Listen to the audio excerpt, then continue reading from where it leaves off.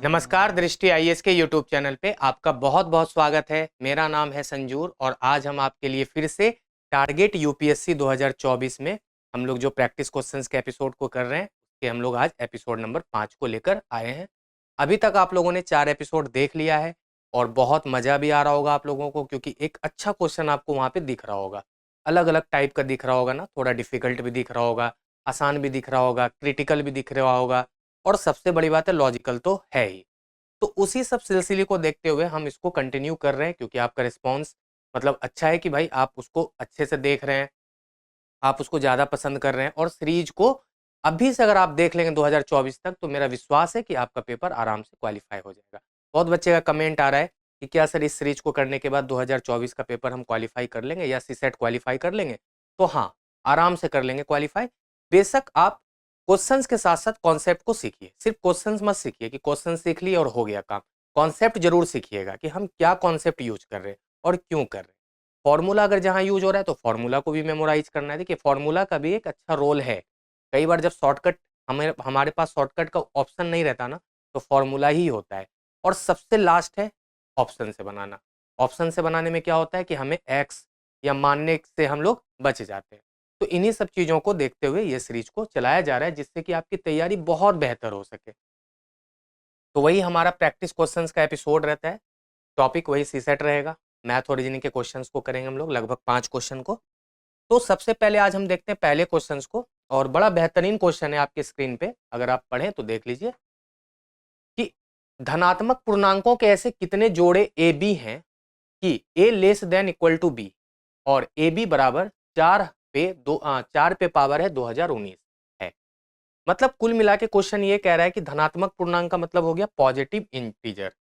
अब देखिए इंटीजर क्या होता है? एक ऐसी संख्या जो कंप्लीट हो, डेसिमल वगैरह में ना हो, फ्रैक्शन वगैरह में ना हो, और अगर उसके साथ साथ धनात्मक वर्ड यूज हो जाए, इसका मतलब हो गया कि वो संख्या पॉजिटिव होना चाहिए, निगेटिव की बात नहीं हो रही है, क्योंकि इंटीजर क्या होता है ना, पॉजिटिव और निगेटिव दोनों होते हैं।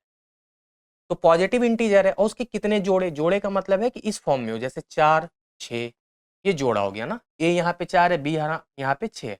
हालांकि मैं अभी गारंटी के साथ नहीं कह रहा हूँ कि 4 6 होगा।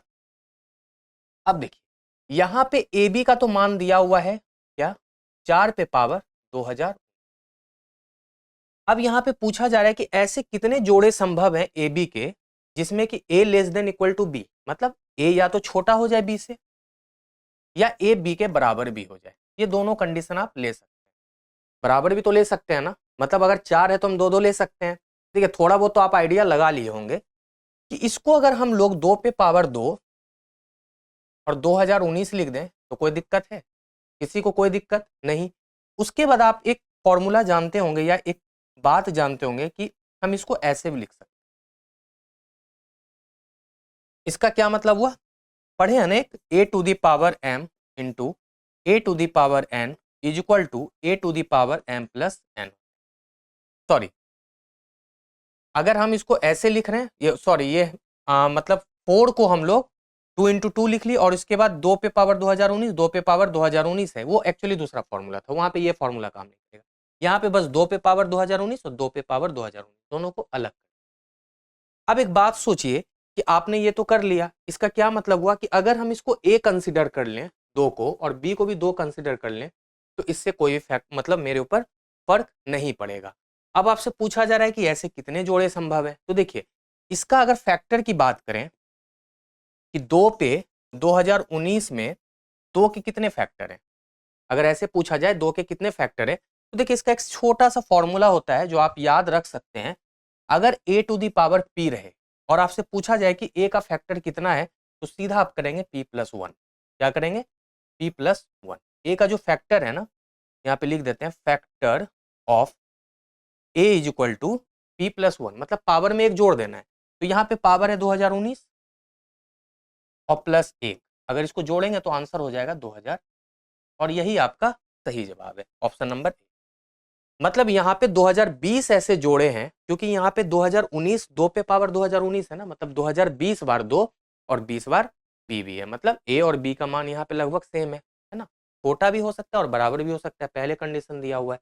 तो कुल मिला के यहाँ पे 2020 ऐसे जोड़े हैं जिसका a less than equal to b भी हो सकता है और ab का पावर ab बराबर 4 का पावर 2019 भी हो सकता है। तो बहुत साधारण सा क्वेश्चन था, बस आपको इसमें ये चीज याद रखना पड़ेगा। ये बात अगर आप याद रख लेते हैं तो इतना भी करने की कोई जरूरत नहीं थी, बस सीधा आप इसको देखते, ये 4 का मतलब 2 गुना 2 और इसमें 1 जोड़ देते और आंसर आपका 2000 आ जाता। एक्चुअली यूपीएससी का मतलब ये नहीं होता कि बहुत लंबा क्वेश्चन देगा आपको या करने में 2-4 मिनट 10 मिनट का समय लगेगा या बहुत ज़्यादा पेजेज लगेंगे सॉल्व करने में, नहीं। कई बार वो 1 सेकंड का क्वेश्चन देता है आपको कि आप कितना जल्दी सोच पाते हैं या आपको कुछ आइडेंटिटी याद है या नहीं है, फॉर्मूला याद है या नहीं है। अगर ये चीज़ याद नहीं होगा तो आप नहीं कर पाएंगे, फिर आप करते रहिए, जोड़ा निकालते रहिए और बहुत कंफ्यूज होइए। तो आपको ये याद रखना पड़ेगा। तो चलिए अगले क्वेश्चन को देखते हैं कि 1 2 3 4 5 बिना दोहराव के कितनी ऐसी संख्याएं बनाई जा सकती है जबकि इकाई के स्थान का अंक जो है वो दहाई के स्थान के अंक से अधिक होना चाहिए। ऐसा कहा जा रहा है कि इकाई का जो अंक है ना वो हमेशा दहाई के अंक से अधिक होना चाहिए, बस एक ही कंडीशन है। अगर मान लेते इस क्वेश्चन में कोई भी कंडीशन ना होता तो ऐसा क्वेश्चन बहुत आसान होता है कि 5 डिजिट है और 5 अंकों की संख्या बनानी है, सारे डिजिट अलग अलग है तो आप बहुत आसानी से बता देते हैं 5 फैक्टोरियल, क्योंकि 5 तरीके से बनाते हैं। लेकिन यहाँ पे कंडीशन दूसरा है, नंबर है मेरे पास 1 2 3 4 और 5। ठीक है, अच्छी बात है कि सारा नंबर यहाँ पे अलग अलग है, सारे डिजिट अलग हैं। ये रहा मेरे पास 5 अंकों की संख्या बनाने का मतलब स्थान है। अब ये इकाई अंक है, साफ साफ कह रहा है कि जो यूनिट प्लेस है ना वो हमेशा बड़ा होना चाहिए 10 से। क्लियर, ये भी कंडीशन है। तो अगर हम यूनिट प्लेस पे 5 रख लें, ठीक है, तो यहाँ पे क्या क्या पॉसिबिलिटीज हो सकता है, यहाँ पे क्या क्या पॉसिबिलिटीज हो सकता है। 5 रख लिए तो यहाँ पे आप 4 रख लीजिए, यहाँ 3 रख लीजिए, यहाँ 2 रख लीजिए, यहाँ 1 रख लीजिए और इसको फिर आपस में कैसे भी अरेंज कर लीजिए, कोई भी फर्क नहीं पड़ेगा। इस 4 नंबर को आपस में जैसे भी अरेंज कर लीजिए, कोई फर्क नहीं पड़ना, क्योंकि हर हाल में 10 मैक्सिमम तो 4 ही है ना, 10 प्लेस पे तो छोटा होना ही है, होना है यूनिट प्लेस से। 3 रख लीजिए, 2 रख लीजिए, 1 रख लीजिए, तो कहीं ना कहीं ये 4 तरीके से अरेंज हो जाएगा और 5 आपने फिक्स किया है तो बस इसी को तो अरेंज करना है। तो 4 तरीका ये हो गया। सपोज कर लेते हैं पहला तरीका तो ये है, दूसरा तरीका होगा ये हमारा 5 प्लेस है ना, अगर यहाँ पे आप 4 रख लें, कोई दिक्कत, 4 रख लेंगे तो यहाँ पे देखिए आप क्या क्या रख सकते हैं, 1 2 या 3, 1 2 या 3, तो 3 बार आप रख सकते हैं ना यहाँ पे, या तो 1 रख लीजिए या 2 रख लीजिए या 3 रख लीजिए, मतलब 3 तरीका ये है ना, 3 तरीका का मतलब 3 बार। उसके बाद अगर आपने यहाँ 1 रख लिया या 2 रख लिया या 3 रख लिया, फिर भी आपके पास यहाँ पे 3 नंबर और बचेगा ना, तो इस 3 नंबर में मान लेते कि आपने 1 ही रखा हो, सपोज तो 2 3 और 5 ले लीजिए, आपने ये रखा होगा, तो ये कितने तरीके से आपस में ये भी तो अरेंज हो सकता है ना। अगर मान लेते हैं यहाँ पे कोई एक तरीका रख दिए तो 3 तरीका इसका ये ले लिए और ये आपस में ये भी 3 तरीके से अरेंज होगा, तो 3 इंटू 3 फैक्टोरियल, तो इसको हम लिखेंगे प्लस 3 गुना 3 फैक्टोरियल।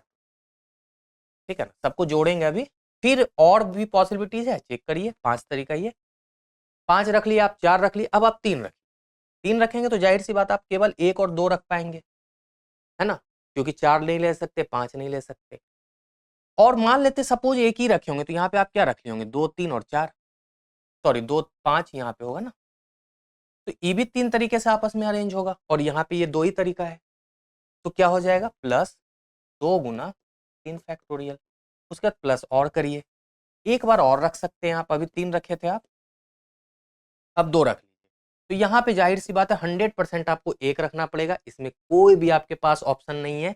और बाद में आप इस नंबर पे आप रख लीजिए 3 4 5 और इसको आपस में 3 तरीके से अरेंज कर लीजिए, तो इसमें जोड़ दीजिए 3 फैक्टोरियल और बस इसको आप सॉल्व कर लीजिए और आपका उत्तर।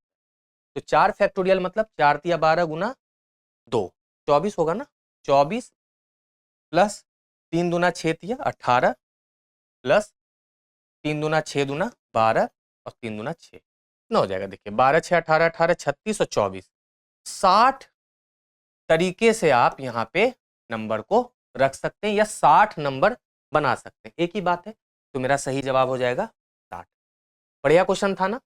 चलिए अगले क्वेश्चन को देखते हैं। क्वेश्चन है कि एक घड़ी जो समान रूप से चलती है रविवार को शाम 4 बजे 6 मिनट धीमी होती है और अगले रविवार को सुबह 8 बजे 10:02 आगे निकल जाती है, मतलब तेज हो जाती है, तो इस अवधि के दौरान घड़ी कब सही थी?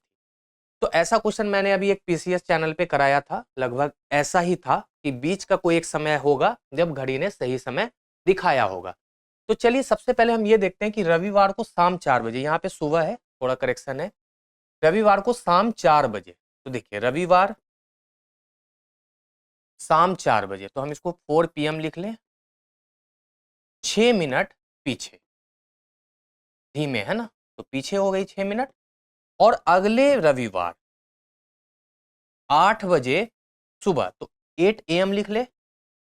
और यहाँ पे ये घड़ी 10:02 मतलब 32/3 आगे निकल जाती है, मतलब तेज हो जाती है। तो आप ये सोचिए कि रविवार 4 PM से अगले रविवार 4 PM तक 7 दिन होता, लेकिन ये 8 AM तक ही है सुबह। तो हम ऐसा करते हैं, रविवार से लेके सैटरडे शाम 4 बजे तक 6 दिन होगा। तो 6 दिन में घड़ी कितना आगे चली ये देखिए। तो हमको पहले ये देखना है कि रविवार से लेके अगले रविवार 8 AM तक कितना घंटा घड़ी चला है। तो हम देखेंगे कि रविवार से शनिवार तक तो 6 दिन हो गया 4 PM पे। अब 4 PM से अगले 8 AM तक कितना समय होगा? तो 4 से 4 12 घंटा, ठीक है, और 12 और 6 18 घंटा होगा ना, 12 8 20 घंटा होगा लगभग। 4 PM तक तो आपका मान लीजिए 6 दिन हो गया। उसके बाद 4 PM से और 4 AM सुबह तक 12 घंटा, और 12 और 4 16 घंटा होगा। तो 6 गुना 24 और प्लस 16, तो कितने घंटे हो गए? देखिए 24 गुना 6 हो जाएगा आपका, 6 चौके 24, 2 6 दूना 12, 2 14 और प्लस 16, 160 घंटे घड़ी चली है। ये आप खुद कर लेंगे, बहुत आसान है। और ये देखना है कि घड़ी कितना आगे चल ली। तो पहले तो घड़ी 6 मिनट जो धीमी थी वो अपने आप को कवर की होगी, और फिर इतना आगे चली, तो दोनों को जोड़ दीजिए। तो 6 + 32/3, तो 6 × 18 32, 50/3 मिनट घड़ी जो है ना वो आगे चल रही है। कब? जब रविवार के 8 बजे सुबह हो रहा होगा। तो ऐसा कौन सा समय है जब घड़ी सही समय दिखा रही होगी? तो देखिए 50/3 मिनट, 50/3 मिनट घड़ी फास्ट हो जाती है 160 घंटे में। क्लियर? तो 1 मिनट घड़ी फास्ट कब होगी? 160/50 गुना 3 घंटे में। तो घड़ी को कितना 6 मिनट फास्ट होना है ना अपने सही समय पे आने के लिए।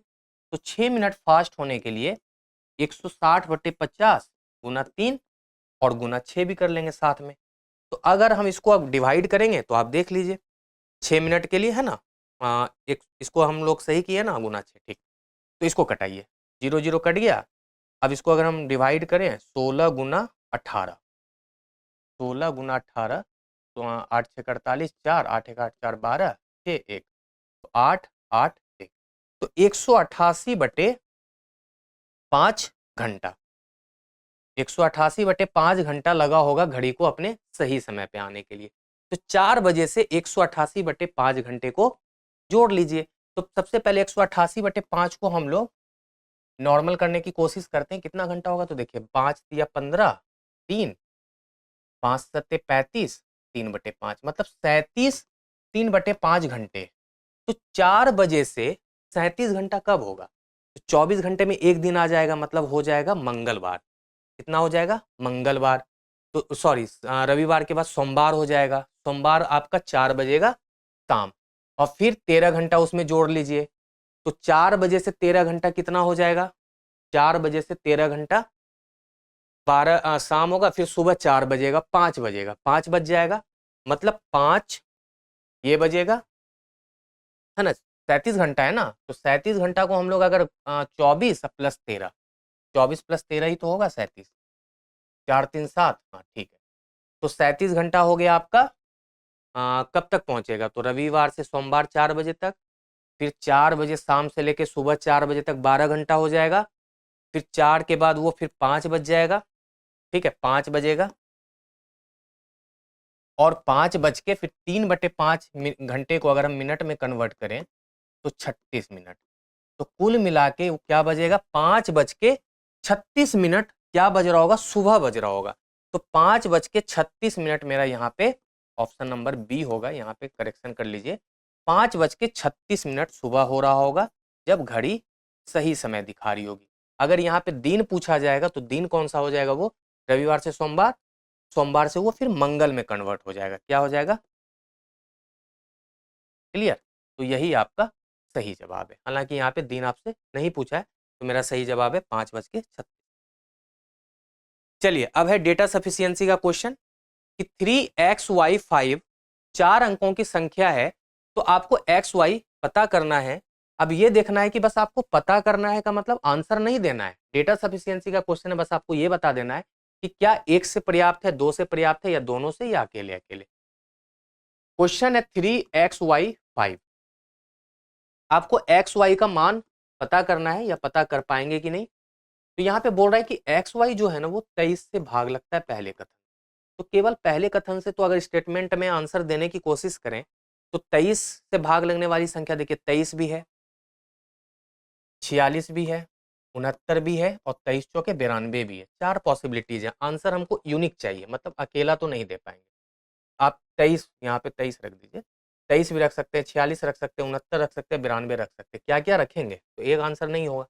फिर कह रहा है 3xy5 जो है ना 25 से पूर्णतः विभाज्य है।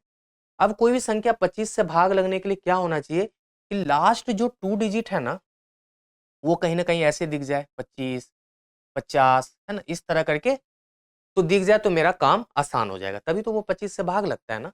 तो हम यहाँ पे देख रहे हैं कि अगर हम यहाँ पे 25 रख दें, 50 रख दें, 75 रख दें, इस तरह करके अगर मुझे कोई नंबर मिल जाए तो मेरा काम आसान हो जाएगा। लेकिन यहाँ 75 रखेंगे तो शायद ये भाग नहीं लगेगा। तो 25 से भाग लगने के लिए क्या होना चाहिए कि वो संख्या 5 से भी भाग लगनी चाहिए, ये भी तय बात है। तो 5 से देखेंगे कि भाग लगने के लिए अगर हम यहाँ पे इसको 3xy और 5 रखें तो 25 से भाग लगने के लिए क्या होना चाहिए, यहाँ पे 5 वाला ऑप्शन दिखना चाहिए। तो यहाँ पे हम देख पा रहे हैं कि 23 अगर हम रखें दोनों अकेला, ये भी तो पॉसिबल नहीं हो पाएगा, क्योंकि इससे आप कैसे निकाल पाएंगे। बहुत सारा ऑप्शन आ रहा है, 25 है, 50 है, 75 है, कितना सारा ऑप्शन आ जाएगा। लेकिन अगर हम दोनों को कंबाइन कर लें तो देखिए, अगर कंबाइन करेंगे तो क्या है 3xy5, अगर हम रख लें 23 तो ये देखिए 25 से भाग लग रहा है, तो ये 25 से भाग नहीं लगेगा। अगर हम 46 रख लें तो 32 क्या हो जाएगा, 3, 4, 6 और 5। अगर इसको 25 से भाग करें तो ये भी नहीं हो पाएगा। तो हम, या ये होगा, एक बार करके देख लेते हैं। 25 है 25, 9, 25 या 75 और 11, 21, 215, ये भी नहीं होगा। तो इस तरह करके अगर हम 69 रखें तो यहाँ पे 3, 5, अगर इसको 25 से भाग करें तो देखिए 5 5 25, 5 7 35, 1, 5 15, 4 5 9 45, ये भी भागने लगेगा।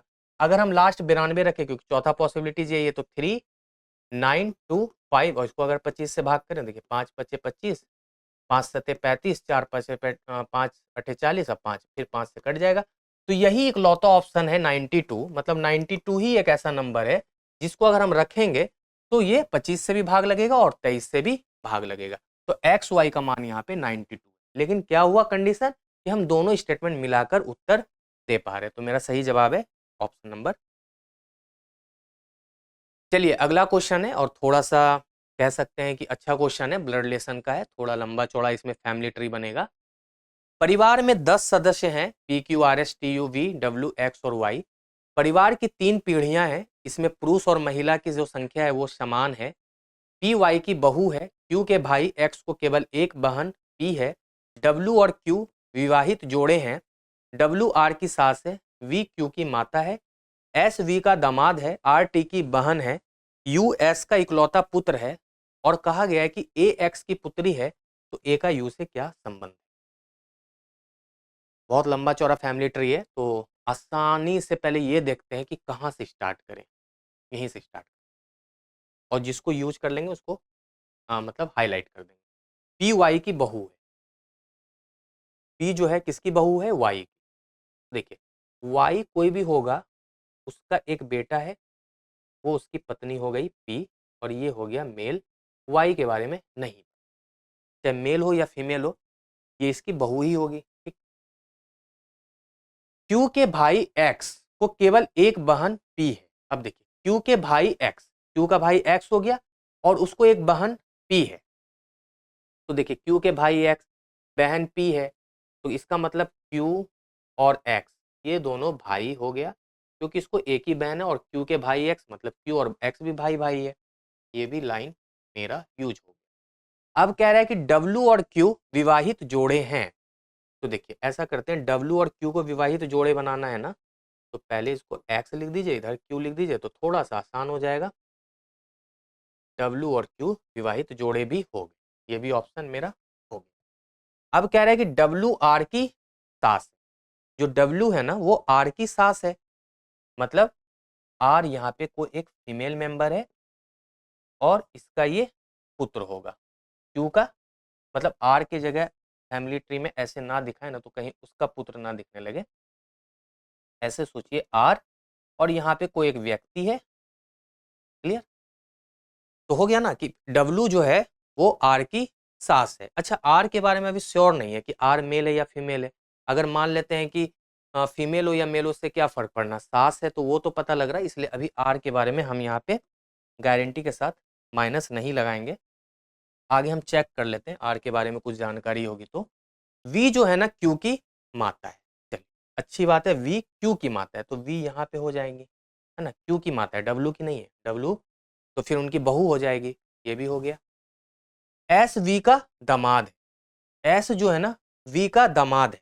V का दामाद होने का क्या मतलब हो गया, S ये हो जाएंगे, है ना, S V का दामाद हो गया। ठीक है, क्लियर हो गया, पता लग गया S V का दामाद है। R T की बहन है। R जो है ना वो T की बहन है। लीजिए अब तो पता लग गया ये मेल ही होगा, T की बहन है क्योंकि, ये भी हो गया, इसको भी हटा दीजिए। U S का इकलौता पुत्र है। U जो है ना S का इकलौता पुत्र है। लीजिए यहाँ पे U हो जाएंगे, S का इकलौता पुत्र है, मतलब अब इसको यहाँ पे और भी कोई संतान नहीं है।